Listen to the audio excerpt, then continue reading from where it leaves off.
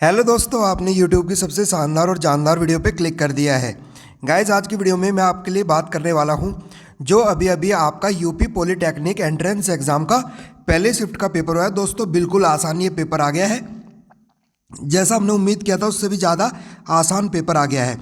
तो गाइज, अगर आपने यह वीडियो पूरा देख लिया 100% आप लोग सिलेक्शन के करीब हो, क्योंकि जो भी सवाल पूछे गए सभी को मैं ट्रिक से कराने वाला हूं। ठीक है गाइज, अगर आपने यह वीडियो पूरा देखा तो गाइज 7 से 8 सवाल आपके अगले पेपर में यहां से रिपीट करने वाले हैं। तो गाइज जल्दी से एक एक सवालों को देख लेते हैं। सभी प्यारे बच्चे वीडियो को लाइक करते हुए जरूर चलेंगे। एक एक सवाल आपको 100% रियल सवाल बता देता हूं।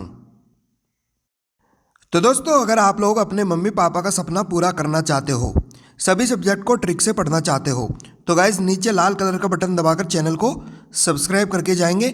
नीचे बेल आइकन को ऑल कर लेंगे ताकि सभी नोटिफिकेशन आपको हमारे चैनल एग्जाम ताज पर टाइम टू टाइम मिलता रहे। देख लेते गाइज, पहला सवाल क्या पूछ लिया गया। पेपर बहुत आसान था। निम्नलिखित में से ध्रुवीय यौगिक कौन सा है? ध्रुवीय यौगिक कौन सा है, इसकी मैं ट्रिक बता देता हूँ आपको। इसकी मैं ट्रिक बता रहा हूँ। तो गाइज, एक ध्रुव नाम का लड़का है जिसको हमेशा क्लीन रहना पसंद है, जिसको हमेशा साफ सुथरा रहना पसंद है। तो दोस्तों, आपका राइट आंसर हो जाएगा डी ऑप्शन, यानी HCl आपका करेक्ट आंसर हो जाएगा। ओके, अगला सवाल देख लेते हैं।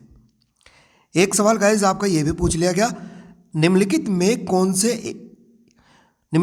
से कौन एक में वैद्युत संयोजी बंध है, मतलब इलेक्ट्रॉनिक आयन प्रेजेंट है। तो कौन से एक में ऐसा होगा? तो गाइज आपको याद रखना है, ऐसा होगा Mg2 MgCl2 में, यानी डी ऑप्शन। तो कैसे होगा?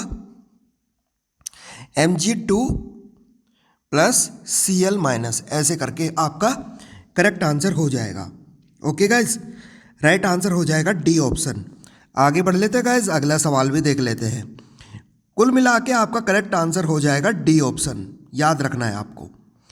अगला सवाल देख लेते हैं।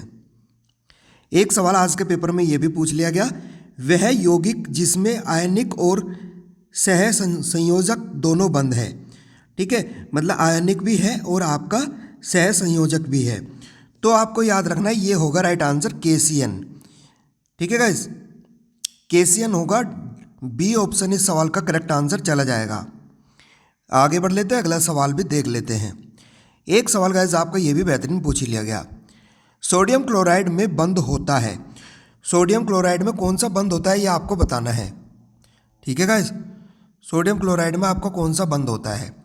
तो गाइस सवाल का राइट आंसर हो जाएगा इलेक्ट्रॉनिक आयन होता है। किसमें? सोडियम क्लोराइड में, यानी NaCl, Na positive Cl negative. तो राइट आंसर हो जाएगा वैद्युत संयोजक बंध। तो यही सवाल का राइट आंसर चला जाएगा।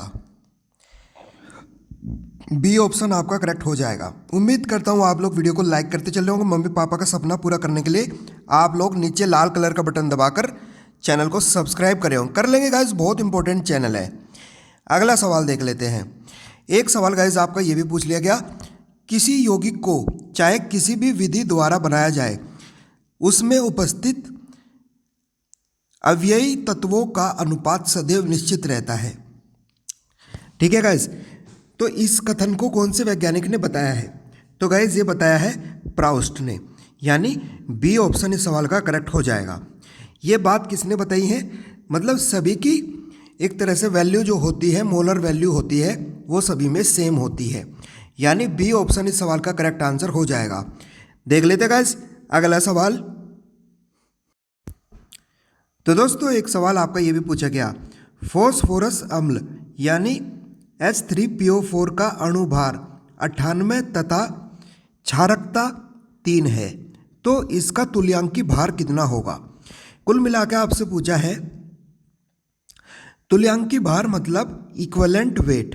तुल्यांकी भार मतलब इक्विवेलेंट वेट बराबर किसके होता है? Atomic weight. ठीक है गाइस, और इसे भाग कर दें किससे?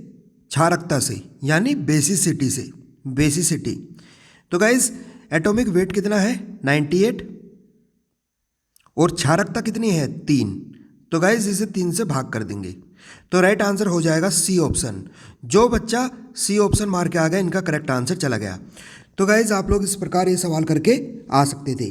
कुल मिला के आपको जो आपका ये वेट दिया गया है एटॉमिक वेट यानी अणुभार भाग कर देंगे क्षारकता से, तो राइट आंसर हो जाएगा इस सवाल का सी ऑप्शन।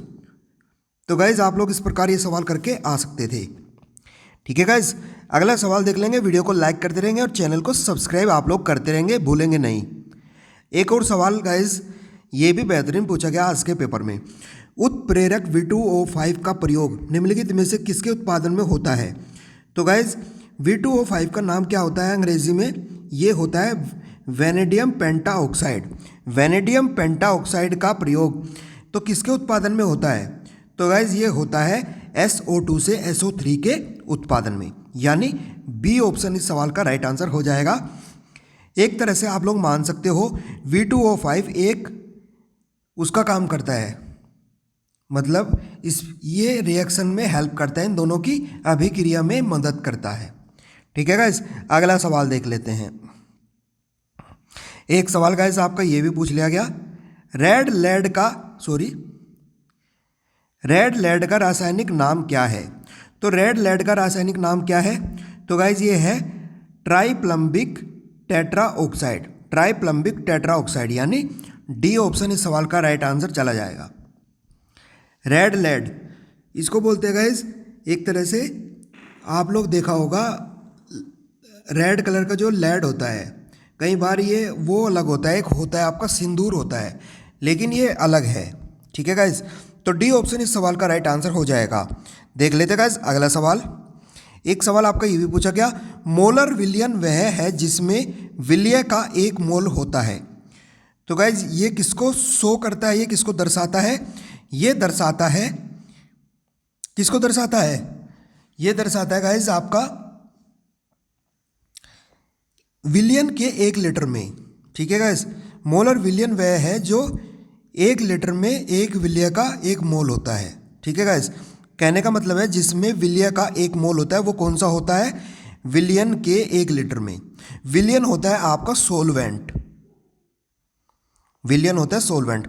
तो दोस्तों डी ऑप्शन आपका राइट हो जाएगा, डी ऑप्शन, बाकी आपके गलत हो जाएंगे। ओके, राइट आंसर हो जाएगा डी ऑप्शन। अगला सवाल भी देख लेते हैं। एक सवाल ये पूछा गया, मोलरता प्रदर्शित होता है। मोलरता किसको रिप्रेजेंट करता है? तो मोलरता आपका रिप्रेजेंट करता है किसको? ये करता है मोल पर लीटर को, यानी सी ऑप्शन। ठीक है गाइस, मोलैरिटी बराबर होता है मोल प्लस लीटर। मोलैरिटी मोल पर लीटर, ये आपको याद रखना है। तो राइट आंसर हो जाएगा सी ऑप्शन। तो गाइज आप लोग इस प्रकार ये सवाल करके आ सकते थे। अगला सवाल देख लेते हैं। ये आपका गणित का सवाल है, इसको मैं लॉजिक से बता देता हूँ कैसे करना था। ठीक है गाइज, एक सिलेंडर और एक शंकु की तली त्रिज्या समान है, मतलब एक तो सिलेंडर है, ठीक है गाइज, एक तो सिलेंडर है और एक शंकु है। इनकी जो रेडियस है, त्रिज्या है, वो समान है और इनका आयतन भी समान है, इनका वॉल्यूम भी समान है। इनकी ऊंचाई का अनुपात क्या होगा? आप देखो, इनका आयतन देख लो क्या होगा, पाई आर, ये तो दोनों का बराबर है, पाई आर स्क्वायर, ये मैं मान लेता हूं सिलेंडर का। ठीक है गाइस, ये होगा किसके बराबर? 1/3 पाई स्क्वायर आर एच। ये आपका हो जाएगा कोण का। तो देखो पाई से पाई कट जाएगा, ये क्योंकि आयतन बराबर दिया गया है हमें। ठीक है, ये आयतन होता है सिलेंडर का, ये आयतन होता है कोण का यानी शंकु का। तो पाई से पाई कटेगा, रेडियस से रेडियस कट जाएगा। ठीक है गाइस, अब बचेगा क्या यहां पर? मैं आपको बता देता हूं क्या बचेगा। तो ये बचेगा आपका height of cone 1/3 height of cylinder. ये आपका, आप इसको मान लो कोन के लिए यहां पर के मान लो, कोन के लिए के मान लो। हाइट ऑफ सिलेंडर बराबर 1/3 हाइट ऑफ कोन। ठीक है, कोन होता है आपका शंकु। तो गाइज ये आपको रेशो क्या नज़र आ रहा है देखने से, आप लोग इसको अगर देखोगे तो ये एक तरह से आपको, जब आप इसको नीचे लेके आओगे, height of cone upon height of cylinder upon height of cone, ये हो जाएगा 1/3। तो 1/3 को हम क्या लिख सकते हैं, 1:3, यानी डी ऑप्शन इस सवाल का राइट आंसर चला जाएगा। तो गाइज आप लोग इस प्रकार ये सवाल करके आ सकते थे, ठीक है। राइट आंसर हो जाएगा, बस आपको इनका आयतन बराबर रख के काट देना है बस, ओके। तो height of cylinder upon height of cone बराबर किसके होगा, 1:3 के, ठीक है गाइस। आप लोग इस प्रकार ये सवाल करके आ सकते थे।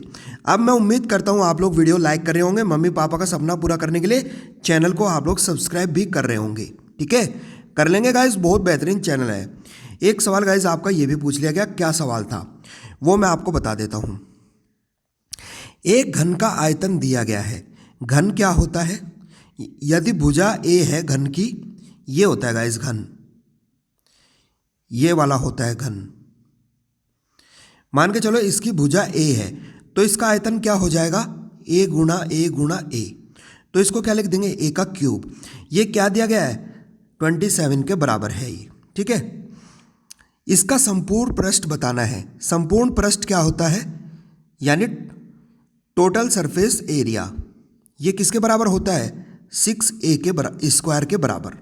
अब आपको यहाँ से a की वैल्यू निकालनी है, कैसे करोगे, a का क्यूब बराबर हो जाएगा 3 का क्यूब, क्योंकि 27 को लिख सकते हो 3 का क्यूब। a की वैल्यू यहाँ से आ जाएगी 3। अब ये 3 यहाँ पर रख देंगे, 6 गुणा 3 का स्क्वायर। तो 6 गुणा 3 का स्क्वायर का मतलब क्या होता है, ऐसे 3 गुणा 3। जब आप लोग इसको गुणा करोगे तो ये आएगा 54 इस सवाल का राइट आंसर आ जाएगा, यानी बी ऑप्शन। जो बच्चा बी ऑप्शन मार के आ गया उनका राइट आंसर चला गया। तो गाइज आप लोग इस प्रकार ये सवाल करके आ सकते थे।